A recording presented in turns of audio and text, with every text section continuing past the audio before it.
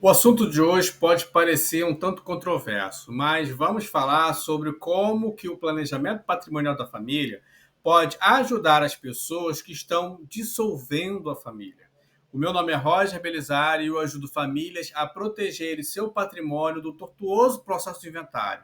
Já deixa o seu like para esse vídeo e se inscreve no meu canal, me segue nas redes sociais se você ainda não faz isso, para receber informações valiosas sobre como proteger o seu patrimônio e os seus filhos dos reveses que acontecem em nossas vidas e que não estão sob o nosso controle. Para eu falar sobre como que o planejamento patrimonial da família pode ajudar as pessoas que estão se divorciando, antes é preciso a gente conversar sobre como que essa união se deu, especificamente quanto ao regime de bens que foi optado lá no casamento ou na união estável.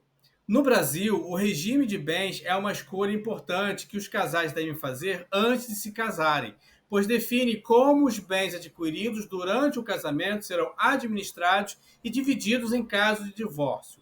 Existem quatro tipos, quatro regimes vigentes no país, cada um com suas características em um processo de divórcio. O primeiro deles é a comunhão parcial de bens. Esse é o regime padrão no Brasil e ocorre quando não há um contrato pré-nupcial, por exemplo.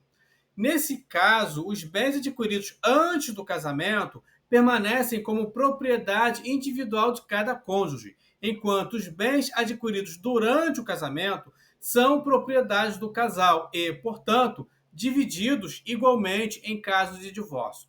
É importante notar que os bens adquiridos por herança ou doação durante o casamento são excluídos da partilha. O segundo regime é o da comunhão universal de bens. Nesse regime, todos os bens presentes e futuros dos cônjuges são considerados comuns, independente de terem sido adquiridos antes ou durante o casamento. Isso significa que tudo que pertence a um cônjuge automaticamente pertence ao outro. Em caso de divórcio, todos os bens são divididos igualmente entre os cônjuges, exceto aqueles que foram excluídos por contrato de doação ou herança com cláusula de incomunicabilidade. O terceiro regime de bens é o da separação total. Nesse regime, cada cônjuge mantém sua propriedade individual, incluindo os bens adquiridos antes e durante o casamento. Não há comunhão de patrimônio, o que significa que os bens de um cônjuge não podem ser reclamados pelo outro em caso de divórcio. Assim, cada parte mantém o que é seu sem a necessidade de divisão. O quarto regime é a participação final nos aquestos.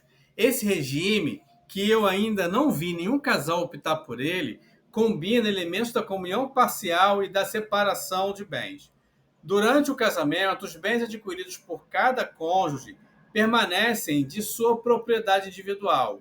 No entanto, em caso de divórcio, os bens adquiridos durante o casamento são divididos de forma equitativa entre os cônjuges, levando em consideração a contribuição de cada um para a aquisição dos bens. Em um processo de divórcio, o regime de bens escolhidos pelos cônjuges terá um impacto significativo na divisão dos bens. No caso de comunhão parcial, por exemplo, todos os bens adquiridos durante o casamento serão divididos igualmente entre as partes, enquanto os bens adquiridos antes do casamento permanecerão como propriedade individual de cada cônjuge. Já na comunhão universal, todos os bens são considerados comuns, o que significa que tudo será dividido igualmente entre os cônjuges, independentemente de quando foram adquiridos. Por outro lado, na separação total de bens, não há divisão de patrimônio, e cada parte mantém o que é seu. No caso da participação final dos aquestos, o regime de bens que eu nunca vi ninguém usar, os bens adquiridos durante o casamento serão divididos de forma equitativa, levando em consideração a contribuição de cada cônjuge na aquisição dos mesmos. Portanto, é fundamental que os casais compreendam as implicações de cada regime de bens antes de se casarem, para que possam fazer uma escolha informada e evitar conflitos desnecessários em caso de divórcio e não atrair uma responsabilidade tributária na partilha desses bens. No contexto de um divórcio, além das questões relacionadas aos regimes de bens, e a divisão do patrimônio, é importante considerar também os impostos que podem incidir sobre os ativos e transações realizadas durante esse processo. Mas antes de falarmos sobre os impostos, é preciso chamar a atenção para os honorários advocatícios a serem pagos no processo do divórcio. Segundo a tabela de honorários da OAB no Rio de Janeiro, o custo de um advogado em um processo de divórcio é de R$ 9.357,48. Só para tocar esse processo, se ele for amigável. Se for um processo litigioso, são R$ 12.365,24.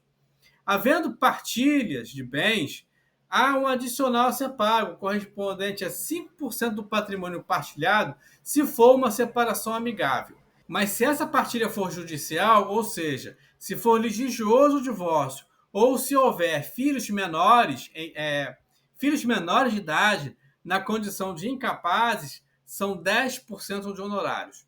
Já começou a fazer a conta?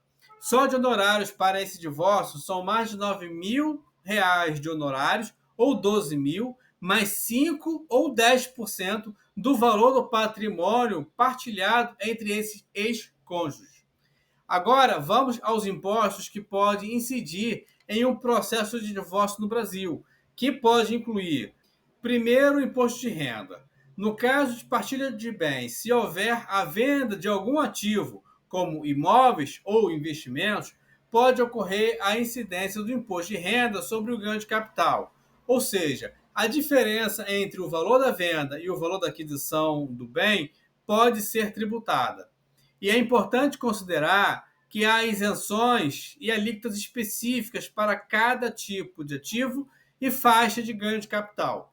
Vamos supor aqui que um casal que esteja se separando tenha adquirido um imóvel de forma conjunta, independente do regime de bens que eles tenham optado.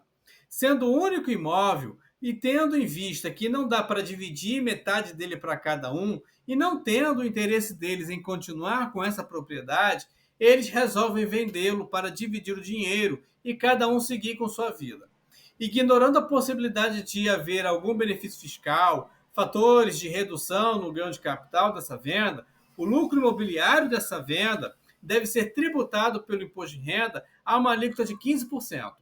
Então, além das despesas do processo do divórcio, eles terão que dividir a quantia de 85% desse imóvel, menos os honorários advocatícios, desprezando a parcela fixa dessa remuneração, sobram entre 75% e 80% desse patrimônio a partilhar. O segundo imposto é o de transmissão causa-morte e doação, o ITCMD. Em alguns estados brasileiros, pode haver a incidência do ITCMD sobre a transferência de bens por meio de doação entre esses ex-cônjuges. Esse imposto é de competência estadual e a alíquota pode variar de acordo com a legislação de cada estado. Vamos voltar àquele casal em separação que compraram juntos um imóvel. Um deles pode renunciar à sua parte na partilha em benefício do ex-cônjuge. Embora esse ato de benevolência para o ex-cônjuge possa representar um verdadeiro ato de hombridade e de consideração, na verdade pode estar oculto aí uma armadilha. Isso porque se um ex-cônjuge abre mão de sua parte para o outro e esse outro recebe, esse cônjuge beneficiado, em regra, passa a ser responsável pelo pagamento do ITCMD, dessa parte que o outro abriu mão. E a alíquota hoje do ITCMD pode chegar a 8%, a depender do estado e do valor que for recebido. É preciso apenas verificar se o estado em que o imóvel está localizado prevê essa situação como fato gerador para a cobrança desse imposto, porque isso pode ser considerado como doação.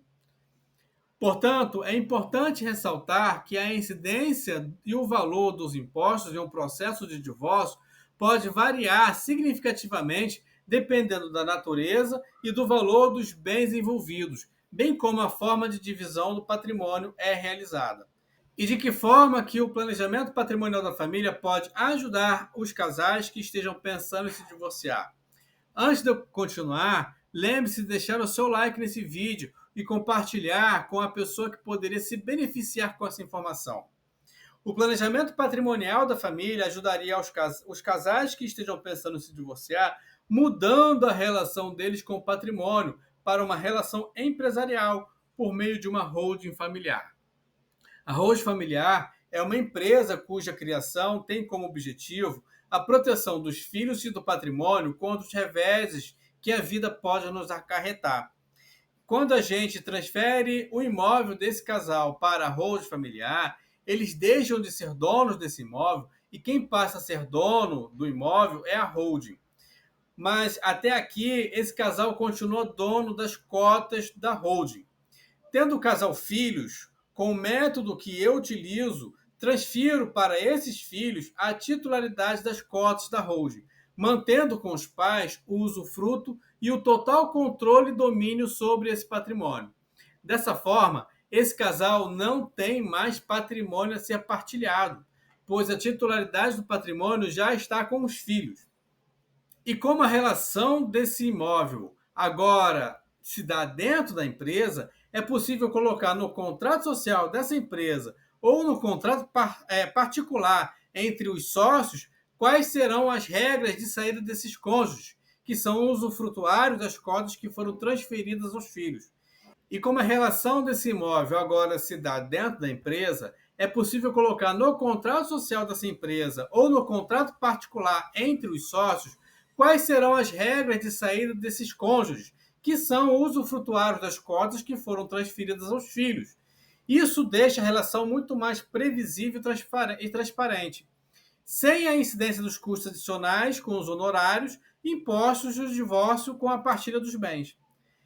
Em muitos casos, é possível adotar medidas planejadas para reduzir a carga tributária decorrente do divórcio, como a utilização de uma empresa. Você gostou desse vídeo? Deixa aí o seu like para que a rede social possa distribuí-lo para mais pessoas que também possam gostar desse assunto, ou ainda estejam precisando conhecer esse assunto. Se você conhece alguém que precisa saber do que eu falei aqui, compartilhe com essa pessoa esse link.